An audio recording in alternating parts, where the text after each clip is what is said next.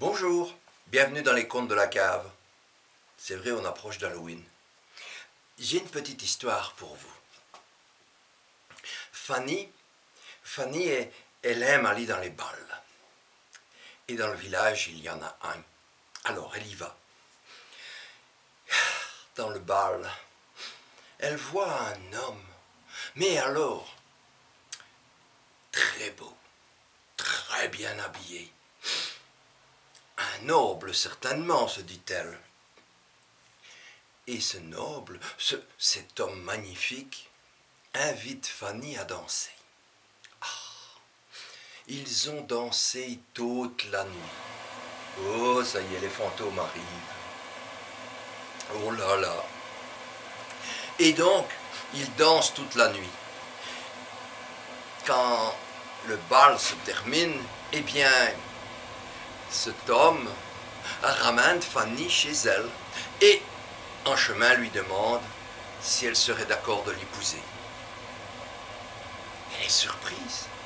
En une soirée comme ça, il faut le demander à mon père, dit-elle.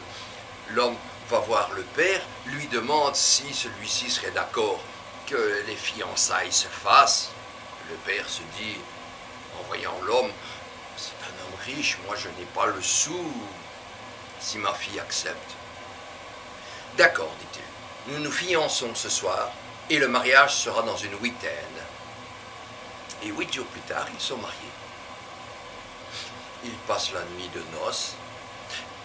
Le lendemain matin, le mari dit à son épouse, « Femme, je dois partir, mais je reviendrai dans un peu plus de 9 mois. En attendant, vous aurez un bébé, un garçon. Je vous interdis de le baptiser. » Fanny est surprise. « Vous partez, mon époux ?» Et l'homme s'en va. Ça quand même.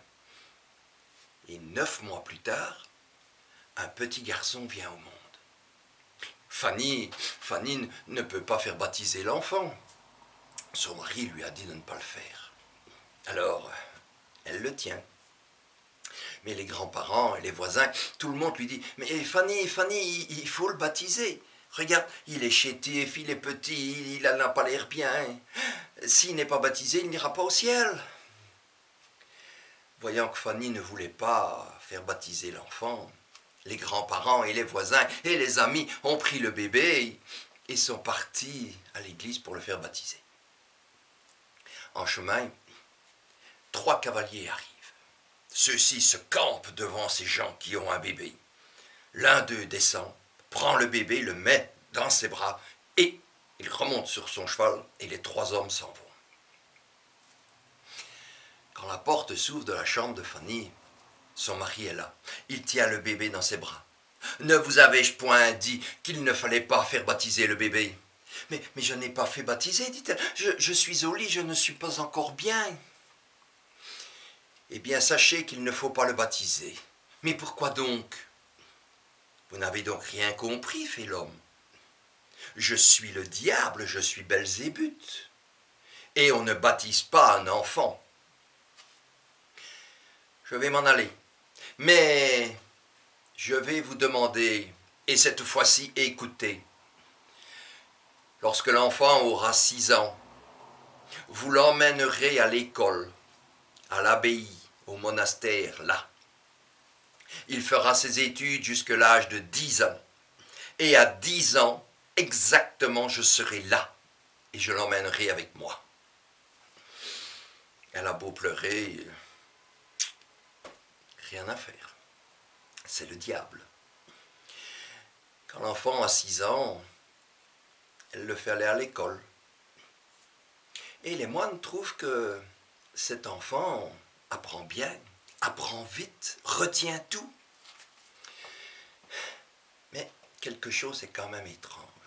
Parce que plus l'enfant apprend, et plus celui-ci devient maigre, blanc. Ce qu'il ne savait pas, c'est que chaque jour, lorsque l'enfant va à l'école, il y a une sorcière sur le chemin. Celle-ci lui prend le doigt et le suce. Et en suçant, elle prend toute l'énergie de cet enfant qu'elle va donner au diable. Lorsqu'arrivent les 10 ans, enfin à quelques jours près, Fanny dit la vérité à son fils. Tu es l'enfant du diable. Mais l'enfant, qui lui s'est lié d'amitié avec un moine, lui explique la vérité. Il lui dit, ma mère m'a expliqué que je suis l'enfant de Belzébuth, et il lui raconte tout, jusqu'au moment où il aura 10 ans. Oh, le moine lui dit, attends, je dois étudier dans des livres.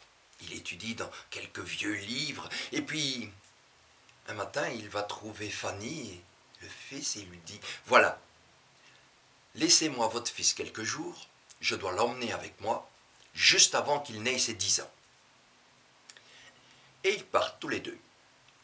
Il explique, le vieux moine, nous allons voir un ermite, et cet ermite pourra très bien t'aider, tu verras. Ils marchent 2 jours, et puis ils arrivent dans un lieu complètement désert. Il y a une petite hutte en bois qui laisse passer la pluie, qui est vraiment à tout vent. Et il y a un homme tout pauvre, là, tout chétif. Le moine explique, et le vieil homme fait « Ah, je comprends. Oui. Eh bien, reste avec moi, mon enfant. » Il dit au moine qu'il peut s'en aller. Et il va s'occuper de l'enfant. À un moment donné, il lui dit « Écoute, j'ai bien réfléchi à ton problème. Je vais te donner des petites fioles avec de l'eau bénite. Tu vas en remplir tes poches et ta sacoche. Lorsque tu auras 10 ans, tu iras au bout, tout au bout. Il y a la lande, et puis au bout, il y a une pointe, une crête. Et là, tu vas y aller, et le diable viendra, ou un de ses sbires. Là, il te fera certainement monter sur son dos, pour aller beaucoup plus vite. Et lorsque tu monteras sur son dos, tu verras, il va s'enfoncer jusqu'aux genoux dans la terre. Il va certainement te demander, as-tu de l'eau bénite ou quel que soit un objet sacré? Tu lui diras que non. Il va avoir difficile à sortir de cette terre. Il te dira de remonter sur son dos, et là, il va s'enfoncer jusqu'à la poitrine. Tu sauteras de son dos, il sortira de cette terre difficilement. Il te reposera la question, tu lui diras que non, tu n'as rien. Il te dira de monter sur son dos, et cette 3e fois, il sera enfoncé dans la terre, et juste avant de disparaître, il appellera les diables. Ceux-ci viendront certainement en grand nombre, et ils vont certainement te prendre et te faire passer de l'un à l'autre, de telle sorte à ce que tu arrives en enfer, et tu verras peut-être ton père ou un autre diable de l'enfer. Et il lui explique plein de choses. C'est ainsi que, lorsque l'enfant a ses 10 ans, il va au bout de la lande, il monte là au bout de la pointe, là, et il attend, et un émissaire du diable arrive. Il le fait monter sur son dos, et tout se passe exactement comme le vieil ermite l'a dit. Quand il se retrouve en enfer, il fait ce que l'ermite lui a dit. Il prend des petites fioles d'eau bénite et il les casse tout autour de lui. Les diables ne peuvent l'approcher. Il prend les fioles d'eau bénite et les lance au milieu de l'enfer, au milieu des chaudières, et tous les damnés le remercient, car enfin ils ont un peu de douceur. Il dit alors, je veux voir mon père Belzébuth, et je veux qu'il amène le contrat de mariage de ma mère. Et il lance encore des petites fioles de bénite. C'est ainsi que, eh bien, Belzébuth arrive. Il a beau essayer de faire n'importe quoi, son fils est intouchable. Le fils lui dit, tu me donnes le papier du mariage, là, le certificat, et tu ne maudiras jamais les gens de ma famille. Le diable est bien obligé. et il le chasse. En le chassant, l'enfant prend les fioles et les frappe à gauche, à droite, si bien que les pauvres damnés commencent enfin à pouvoir respirer, prient pour le remercier. Une fois sorti de l'enfer, l'enfant va retrouver cet ermite. Et l'ermite lui dit, tu as tout récupéré, c'est très bien. Tu les donneras à ta mère, c'est pas bien important. Mais peux-tu rester une nuit avec moi, car je sens ma faim proche. Effectivement, cette nuit-là, le vieil ermite meurt. Il a demandé, avant de mourir, à l'enfant de brûler la hutte et de récupérer un os lorsqu'il aura été tout brûlé également. L'enfant prend un tissu blanc, met l'os dans le tissu et fait ce que le vieil ermite lui a demandé juste avant de mourir. Il va le poser sur le mur du cimetière du village. Il se cache et il attend. D'un côté, un corbeau arrive, donne un coup de bec pour envoyer l'os du côté de la rue. Une colombe arrive et tape l'os pour aller du côté du cimetière. Le combat dure quelques minutes et puis l'os tombe enfin dans le cimetière.